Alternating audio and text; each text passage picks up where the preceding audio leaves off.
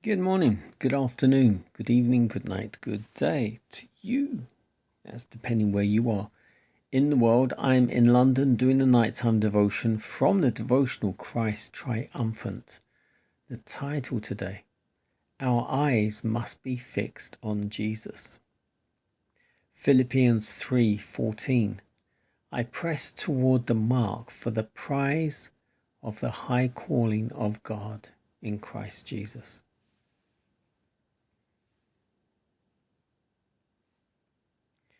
Throughout life, we will have our conflicts with the powers of darkness and will be obtaining precious victories. Our eyes must be kept fixed upon the mark of the prize. When Joshua went up from the Jordan to take Jericho, he met a majestic being and at once challenged him, "Art thou for us or for our adversaries?" The answer was, "As captain of the host of the Lord am I now come. Loose thy shoe from off thy foot, for the place whereon thou standest is holy." Not Joshua, the leader of Israel, but Christ himself accomplished the work of taking Jericho. There were lessons. There were the lessons continually given the children of Israel. By directing their attention to the God of heaven, Christ taught them not to take the glory to themselves. Let us not cherish self-exaltation. When we begin to think we are something, let us remember that we have nothing different from or better than other mortals, except what God has given us. When in need, bear in mind our relationship to the children of Israel. Their history is clearly traced by the pen of inspiration. We're not to imitate their example of murmuring and repining. God placed upon the lips of Moses no words of condemnation. In this respect, they were separate and distinct from other nations.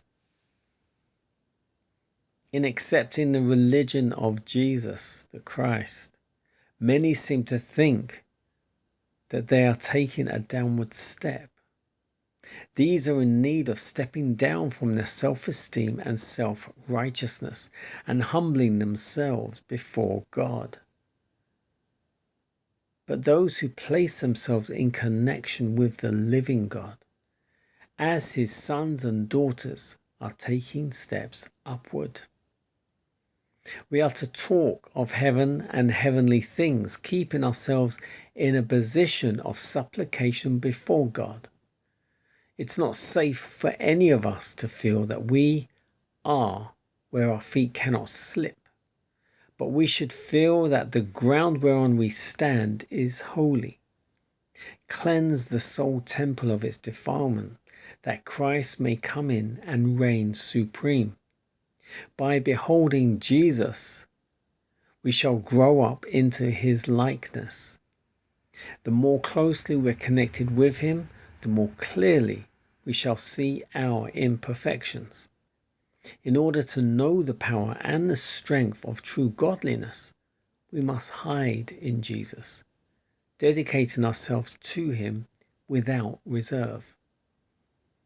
Fully dedicate your strength, your mind, and all abilities to God. Wherever he places you, however humble may be your position, work with fidelity. And again, the title, Our Eyes Must Be Fixed on Jesus. So this focuses once again on Joshua and the wall of Jericho, taking Jericho. And it wasn't him, but it was his encounter with Jesus. He says, "I'm the captain of the host." And it was Jesus that brought down Jericho and not Joshua. All Joshua and the Israelites had to do was follow the instructions, walk around, blast the trumpet, sing, and Jesus will do the rest. And we focus again on keeping our eyes on Jesus. Because it did say that the more we behold Jesus, the more we shall grow in his likeness. Reflecting the Bible verse, by beholding, we become changed. But it also calls to mind when Peter stepped out of the boat and walked on water. And he took a few steps, and as soon as he realized he was walking on water, he looked down and took his eyes off Jesus, and he began to sink. But as soon as he cried out to Jesus, Jesus lifted him up, and he got safely back into the boat.